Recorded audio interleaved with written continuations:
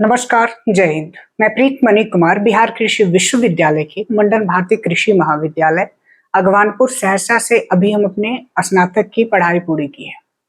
और आज हमारे साथ इस वीडियो में डॉक्टर आर के सुहाने सर हैं, जो बिहार कृषि विश्वविद्यालय सबौर भागलपुर के निर्देशक प्रसार शिक्षा हैं। और साथ ही साथ बिहार में कुल 22 केवीके हैं जो बिहार कृषि विश्वविद्यालय के अंतर्गत आता है, उसका दिशा निर्देश भी सर के द्वारा ही किया जाता है। तो आज इस वीडियो में सर के द्वारा हम कुछ बात करेंगे जो बिहार के उन युवाओं के लिए लाभदायक होगा जो बेरोजगार हैं। सर, हमारा जो विश्वविद्यालय है वो शिक्षा, शोध, प्रसार के अलावा बहुत सारे कार्यों को दिशा निर्देश करता है, जिसमें सर बिहार के कुछ युवाएं ऐसे हैं जो बेरोजगार हैं। तो उनके लिए सर कौन कौन सा ऐसा योजना आया है जिसके तहत उनको लाभ मिल सकता है? सर, इस पे आप जरा बताएं। देखिए, बिहार कृषि विश्वविद्यालय का जो मुख्य उद्देश्य है, पहले हमारा है कि हम छात्रों को अच्छी शिक्षा दें। दूसरा, हम किसान भाइयों को कैसे नई तकनीकों से अवगत कराएं। तीसरा है, हम कैसे अपने युवाओं को कौशल विकास के माध्यम से उनको प्रशिक्षित करें। इस क्रम में विश्वविद्यालय लगातार काम कर रहा है और कौशल विकास एक ऐसी चीज है जिसमें अगर हम अच्छे से किसानों को उनकी स्किल को विकसित कर देते हैं तो कहीं ना कहीं लाभ होगा। हम देखते हैं कि हमारे बहुत सारे युवा काम की तलाश में दूसरे राज्यों में चले जाते हैं, जबकि वो अगर उनको वो विधा मिल जाए तो वो यहाँ पे स्वरोजगार कर सकते हैं। यस। इस कड़ी में हम लोग बिहार कौशल विकास मिशन, जो हमारे मुख्यमंत्री जी के 7 निश्चय हैं, उनमें एक बहुत महत्वपूर्ण निश्चय है कौशल विकास, युवाओं का कौशल विकास। चूंकि हमारा विषय कृषि है, पशुपालन है, तो हम सोचते हैं कि कैसे किसानों का, युवाओं को कृषि एवं किसानों के माध्यम से उनका विकास करें या कौशल। और इस कड़ी में हम लोग, हमारा जो कृषि विभाग है बिहार कौशल विकास मिशन के तहत, और जिसका संबंधीकरण हमारा agriculture skill council of India से है, उनके माध्यम से हम युवाओं को प्रशिक्षित कर रहे हैं। और मुझे बताते हुए हर्ष हो रहा है कि हम करीब 15 से 16 विषयों पर यहाँ पे युवाओं को ट्रेनिंग दे रहे हैं। अगर उन विषयों के बारे में आप जानना चाहें तो एक हमारा विषय है माली का मतलब है ऐसे लोग युवा हैं जो नर्सरी खोल सकते हैं। दूसरा हमारा है मधुमक्खी पालन, मशरूम उत्पादन है।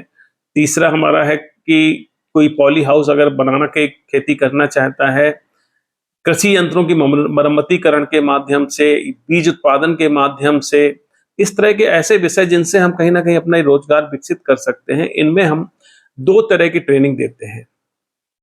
एक ट्रेनिंग होती है जिसे हम बोलते हैं डोमेन प्रशिक्षण। डोमेन मतलब उस विषय में करीब 2 से 2.5 महीने का इस तरह का प्रशिक्षण जिसमें वो पूरा उसको सुविधा की हम नॉलेज देते हैं।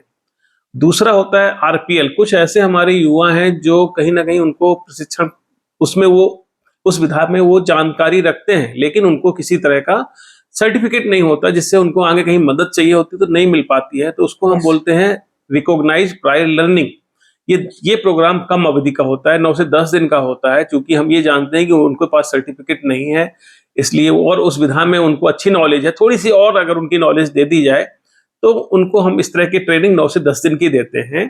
तो ये दोनों प्रशिक्षण, एक डोमेन का और आरपीएल के, ये प्रशिक्षण लगातार हम लोग विश्वविद्यालय और महाविद्यालय और कृषि विज्ञान केंद्रों के माध्यम से आयोजित कर रहे हैं। अभी हमारे सितंबर माह से हमारे सितंबर माह से हम लोगों ने ट्रेनिंग कैलेंडर जारी कर दिया है, जो विश्वविद्यालय की वेबसाइट पे भी उपलब्ध है। सितंबर महीने से हम इन प्रशिक्षणों को कर रहे हैं।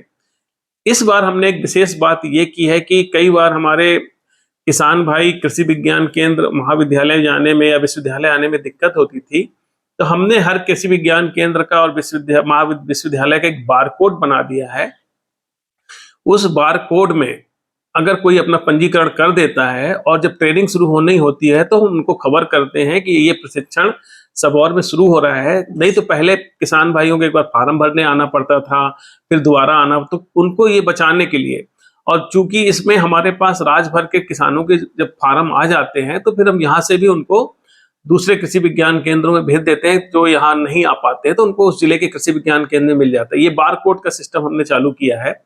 और इसमें जो डोमेन प्रशिक्षण होता है उसमें 1000 रुपये हम लोग लेते हैं पंजीकरण फीस, और वो प्रशिक्षण समाप्त होने के बाद उसको वापस मिल जाती है। क्योंकि कई बार क्या होता है, लोग बीच में छोड़ देते हैं और सरकार इतना पैसा खर्च करती है तो 1,000 रुपये सिक्योरिटी मनी ली जाती है, लेकिन जब वो प्रशिक्षण खत्म हो जाता है तो वापस कर दी जाती है। इन प्रशिक्षण कार्यक्रमों में हम प्रैक्टिकल को ज्यादा महत्व देते हैं कि कैसे करके सीखें, क्योंकि करके सीखने से हम लोग ज्यादा सीख पाते हैं। तो इनमें प्रशिक्षणों में हम इन चीजों को देखते हैं कि कैसे इस तरह प्रशिक्षण के हमारे प्रशिक्षणार्थी learning by doing, seeing is believing and harvesting की थ्योरी पे ये कार्यक्रम होते हैं। और सारे काम हमारे जो प्रशिक्षण लेने वाले प्रशिक्षणार्थी वो स्वयं करते हैं। उसमें 60% प्रैक्टिकल होता है, 40% ट्रेनिंग होती है।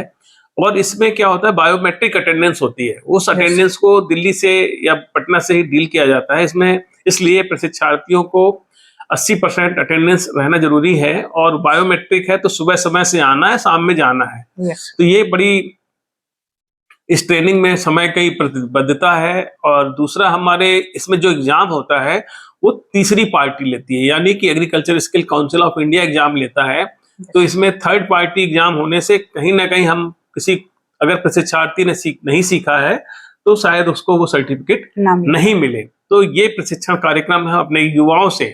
हमारा मुख्य उद्देश्य है कि attaining and retaining rural youth in agriculture, इस कड़ी में हम अपने युवाओं को इन प्रशिक्षण के माध्यम से स्वरोजगार के लिए प्रोत्साहित करें।